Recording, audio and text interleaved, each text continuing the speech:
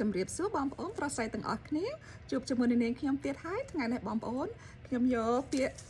ថ្មីមកទៀតមកចែករំលែកដល់បងប្អូនប្រុសស្រីដែលចូលចិត្តរៀនភាសាអង់គ្លេសជាមួយនាងខ្ញុំទូចស៊ីណូនថ្ងៃនេះបងប្អូន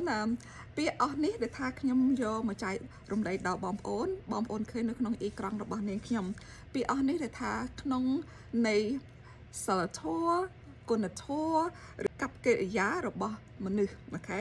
មនុស្សឬមួយបុគ្គលនីមួយនឹង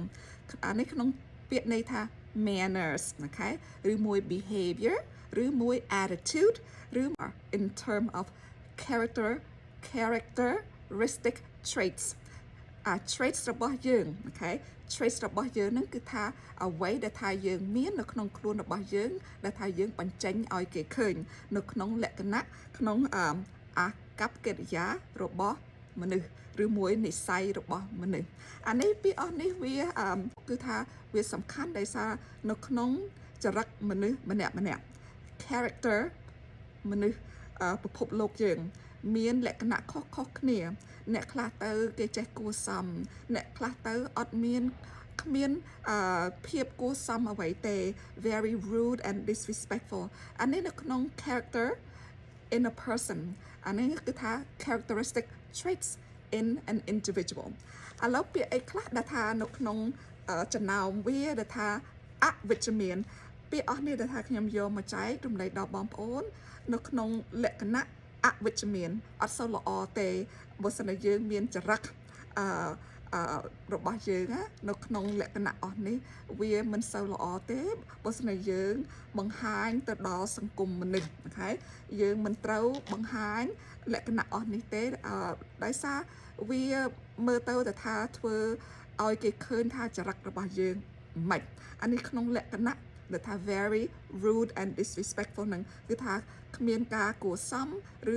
មួយសំរុំអ្វីមួយដែលថាចរិតយើងបញ្ចេញឲ្យគេឃើញអាកប្បកិរិយារបស់យើងនឹងវាអត់ល្អហើយបើសិនជាយើងមានអាកប្បកិរិយាអស់នេះបងប្អូនបើសិនជាយើងព្យាយាមកែវាប្រពៃមែនតើវាល្អមែនតើបើសិនជាយើងដឹងថាចរិតយើងឆេវឆាវឬមួយចរិតយើងគឺថាមនុស្សម្នាក់ដែលថាមិនល្អបងប្អូនក្នុងលក្ខណៈ characteristic traits នឹងហើយយើងព្យាយាមកែដើម្បីឲ្យយើងប្រសើរជាមនុស្សបុគ្គលម្នាក់ដែលថាគេនឹងគោរពហើយត្រសើរបងប្អូនហើយគេគោរពស្រឡាញ់យើងត្រូវធ្វើម៉េចដើម្បីផ្ទុយនឹងលក្ខណៈអស់នេះពាក្យទី1បងប្អូន disrespect ឬមួយ disrespectful okay when you disrespect someone okay you are showing your rudeness or the way you speak to the person the way you treat another individual with a lot of disrespectfulness វាអត់ល្អទេអានឹងគ្មានក្តីគោរពឬមួយការគោរពរបស់យើងអត់មានសោះអានេះហើយគេថា disrespectful your attitude ឬមួយ your behavior whether the way you talk or say things okay communicate with someone if you show that you are being disrespectful គឺថាមិនគោរពឬមួយគ្មានគួរសមអូខេគ្មានការគួរសមក្នុងចរិតឬមួយការនិយាយរបស់យើងហ្នឹងអត់មានគួរសមសោះមានន័យថា you are being very disrespectful okay disrespectful វាចេញពីពាក្យ disrespect okay you need to respect your parents ឬមួយ you need to respect your teachers and also you need to respect people យើងត្រូវការមានថាការគោរពទៅគ្រូរបស់យើង respect your teachers អូខេគ្រូដែលយើងរៀនជាមួយយើងត្រូវមានការគោរពឬមួយយើងត្រូវតែគោរពអូ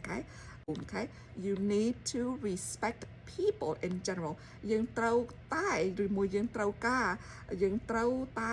ចេះគោរពអូខេអ្នកណាគេខ្លះឪពុកម្ដាយរបស់យើង you need to respect your parents and also you need to respect your teachers and also you need to respect people in general យើងត្រូវការគោរពឬមួយឪពុកម្ដាយយើងអូខេ showing your disrespectfulness អត់ល្អទេបងប្អូន so បើថា disrespectful បងប្អូនអានឹងគឺថាអ្វីដែលថាយើងបង្ហាញទៅគេ កកកិរិយារបស់យើងហ្នឹងវាអត់ល្អវាគ្មានការគោរពឬមួយមិនគោរពហ្នឹង being disrespectful and rude is not the right way to go. You need to learn to respect people. មួយទៀតបងប្អូនពាក្យទី2 inappropriate behavior. inappropriate behavior ពាក្យហ្នឹងគឺថា inappropriate អានេះខ្ញុំចែករំលែកពីមុនដែរបងប្អូនអ្វីដែលថា inappropriate អាហ្នឹងគឺថាគ្មានការសំរុំឬមួយមិនសំរុំ behavior គឺថាអាកប្បកិរិយារបស់យើងសម្ដៅឬមួយចរិតរបស់យើងនេះយើងបង្ហាញឲ្យគេឃើញថាយើងនេះចេញមកអត់មានល្អទេ you show people your behavior by behaving very inappropriately. So your inappropriate behavior, okay, ឬមួយ you behave inappropriately, okay. If you are behaving inappropriately,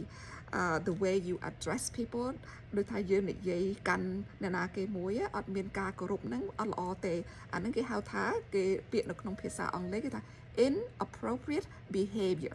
ឬមួយ your behavior was not appropriate យើងអាចដូរពាក្យហ្នឹងទៅវិញទៅមកស៊ីសងលើ clear ឬមួយ sentence របស់យើង you know if you are behaving inappropriately toward people definitely people will see what type of person you are whether you are a disrespectful individual ឬមួយ if you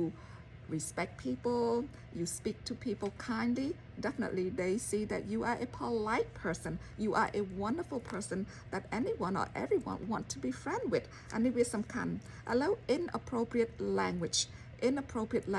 បងប្អូនអានេះក្នុងលក្ខណៈដែលថាពេលយើងប្រើសម្ដីមិនល្អអូខេយើងនិយាយមកមានពាក្យដែលថាជេរបចោឬមួយពាក្យអសរោះច្រើននេះយើងប្រើសម្ដីអវិជ្ជមានច្រើនអានេះហើយគេហៅថា inappropriate language ភាសារបស់យើងអត់ល្អអូខេគឺថាមិនសមរម្យ your behavior was not appropriate including your language okay so you need to change your attitude ឬមួយ you need to change the way you talk to people ឬមួយ the way you communicate with people អានេះវាសំខាន់ការយើងនិយាយសម្ដីទៅបងប្អូនឬមួយទៅអ្នកផ្សេងទៀតយើងត្រូវតែប្រើភាសាសមរម្យអូខេបើសិនតែយើងអត់ប្រើភាសាសមរម្យទេភាសាយើងគឺថាមានដូចថាពាក្យនេះថាឆ្លើយឬមួយគ្មានក្តីគោរពសោះឡើយនេះគេថា inappropriate language ពាក្យសម្ដៅរបស់យើងវាអត់សមរម្យអានឹងគេហៅថា inappropriate language if you are using inappropriate language whether you are talking to your children or talking to people they will see you okay ខ្ញុំថាគេនឹងគេឃើញយើង they will see you what type of person you are គេនឹងឃើញយើងថាមនុស្សយើងគឺថាលក្ខណៈម៉េចបើសិនជាយើងនិយាយកាន់ចាស់ទុំសុភាពរាបសារល្អមានការគោរពឬមួយយើងនិយាយជាមួយកូនចៅរបស់យើងឬមួយអ្នកធ្វើការជាមួយយើងនិយាយមានភាពទន់ភ្លន់ល្អគោរពតាំងចាស់តាំងទុំតាំងក្មេងអាយុប៉ុន្មានក្តីយើងមានក្តីគោរពណាយើងសុភាពរាបសារអានេះហើយវាផ្ទុយនឹង inappropriate language បើសិនជាយើងថា appropriate language អានេះល្អទៅវិញបងប្អូន you use appropriate language ឬមួយ you use words that are kind words that are very respectful and polite definitely people will want to be your friend ឬមួយ people will know that you are a really good person អានេះសំខាន់បងប្អូន inappropriate អត់ល្អទេបើសិនតែ appropriate អានឹងល្អទៅវិញអូខេឥឡូវពាក្យ arrogant okay អានឹងគឺថា adjective okay adjective គុណនាមណាបងប្អូន arrogant នឹងគឺថាមនុស្សមានចរិតក្រអឺតក្រទមអូខេយើងម្នាក់នឹងមើលដូចថាតាំងខ្លួនឬមើលឃើញខ្លួនឯងនឹងល្អជាងគេក្រាន់បើជាងគេគឺថាហើយយើងនេះវាយតម្លៃអ្នកផ្សេងទៀតមិនស្មើនឹងយើងនេះ very arrogant you do not want to be that individual that is very arrogant okay arrogant ហ្នឹងគឺថាមានចរិតលក្ខណៈក្រអឺតក្រទមគ្មានការគោរពពើងទ្រូងដើរមកមានតែឯងអានឹងហើយគឺថា arrogant មើលក្នុងកញ្ចក់ឬមួយទៅណាមកណាមានតែអញល្អជាងគេអញស្អាតជាងគេអញចេះជាងគេគ្មានអ្នកណាគេគ្រាន់បើជាងអញអានឹងអញពាក្យអញនឹងវាអត់ល្អទេវាអស្ចារ្យមែនតើហើយមនុស្សឬបុគ្គលម្នាក់ដែល have a very arrogant personality ដើរទៅណាមកណាចំោះឬថា you know ភាសាអង់គ្លេស walking with your chest or your nose up in the air ចំោះឡើងលើគ្មានឃើញអ្នកណាគេលើយើងទេគ្មានតែគេក្រោមយើងទាំងអស់យើងនេះមានចរិតអឺតក្រទមគ្មានការគោរពគ្មានស្អីសោះឡើយនៅក្នុងខ្លួនដោយសារយើងនេះគេហៅថា arrogant very arrogant បើគេចង់បដាយបដៅឬមួយគេចង់ណែនាំឲ្យល្អអត់យកជាស្ដាប់ទេឬមួយធ្វើជាពើធ្វើជា whatever I don't care what you say because my way is correct my way is right អានេះហើយគឺថាម្នាក់នឹងបញ្ចេញអាកប្បកិរិយាក្នុងន័យថា very arrogant យើងអត់ចង់មានមិត្តភ័ក្តិឬមួយដៃគូ arrogant ទេម្នាក់នឹងមិនស្ដាប់យើងឬមួយមិនយកយោបល់យើងសោះឡើយ the person is very arrogant អានឹងគឺថាក្រអឺតក្រទមមួយទៀតបងប្អូន ignorant អូខេពាក្យទី5 ignorant ហ្នឹងគឺថាល្ងងខ្លៅម្នាក់នឹងក្រអឺតក្រទមណាស់ហើយគេនិយាយអីឬមួយគេចង់បង្រៀនចង់ណែនាំឲ្យល្អអត់ទេអត់យកទៅជាស្ដាប់ម្នាក់នឹងហើយគឺថា very ignorant ការយល់ដឹងរបស់គាត់មិនជ្រះជ្រៅទេប៉ុន្តែគាត់យល់ខ្លួនគាត់ថាគាត់នេះចេះដឹងជាងគេល្អជាងគេចេះជាងគេនឹងហើយក្នុងន័យថា arrogant ហើយនឹង ignorant ពាក្យពីរនេះបងប្អូនអត់ល្អទេនៅក្នុងភាសាអង់គ្លេសគឺថា the person ignorant ហ្នឹងគឺថាល្ងងខ្លៅក្នុងន័យថាអ្នកណាចង់និយាយអីស្អីអញមិន care ខ្ញុំមិន care អញនេះមិន care ignorant មែនតើគេប្រាប់គេបញ្យល់អីក៏មិនទទួលយល់ដែរក៏មិនកែដែរម្នាក់នឹងហើយគឺថាល្ងងខ្លៅហើយគេនិយាយនៅក្នុងភាសាអង់គ្លេសគឺថា ignorant that individual is very ignorant you cannot teach him or her you cannot change his personality no matter how hard you will try or no matter how hard you try good luck you will never ever change that individual because that individual is very one arrogant two very ignorant okay ពាក្យពីរនឹងអត់ល្អសោះឡើយបងប្អូនគឺថាអវិជ្ជមានគឺពាក្យទី6បងប្អូន rude ឬមួយ rudeness rude ហ្នឹងគឺថាឆ្លើយបងប្អូនសំដៅអ្នកណាគេដែលឆ្លើយពាក្យហ្នឹងវាមិនល្អទេឆ្លើយហ្នឹង very rude okay very rude and disrespectful ភាគច្រើនបងប្អូន rude ហើយនឹង disrespectful ហ្នឹងគេប្រើជាមួយនឹងគ្នាពេលអ្នកណាគេហ្នឹងមិនគោរពហើយគាត់គឺថាប្រើពាក្យសម្ដីឬមួយចរិតរបស់គាត់ឆ្លើយមែនតើអានឹងហើយគេថា you know his rudeness yeah led him to you know to lose everything that he had or everything that he has one he has lost all of his friends ឬមួយ he has lost his job because of his rudenessបើយើងប្រើពាក្យនឹងថា rudeness ភាពឆ្លើយរបស់យើងធ្វើឲ្យយើងបាត់បង់អ្នកដែលថាស្រឡាញ់យើងឬមួយ